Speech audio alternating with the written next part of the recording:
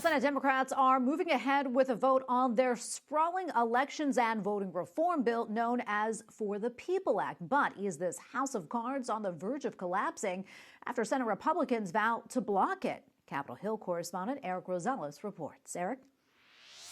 Democrats tell me even if For the People Act fails tonight, it's the chance to showcase to the American people a unified front within the party and a chance to show the difference between Republicans and Democrats when it comes to voting access.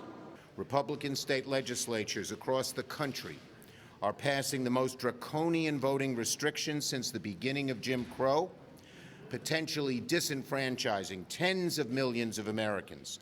Congress must take action to defend our democracy. Negotiations over the bill come as 14 states have already enacted nearly 24 new laws affecting voting this year, according to the Brennan Center for Justice at New York University.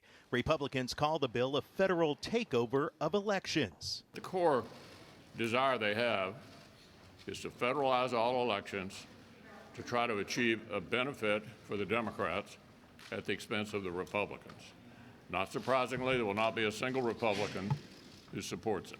Whether it's having taxpayers pay for federal elections, or whether it's politicizing the FEC, or whether it's codifying ballot harvesting or doing away with voter ID, this is a piece of legislation that needs to die and die quickly. All eyes are on moderate Senator Joe Manchin, who says he could support parts of the bill, such as making Election Day a public holiday, expanding early voting to at least 15 consecutive days, and banning partisan gerrymandering. But in return, he wants to require identification to vote. If this bill does fail, Senator Durbin tells me he's not sure what is next. I do know how the Senate operates, and it is sometimes difficult to achieve your goals, and the first requirement to be a senator is patience.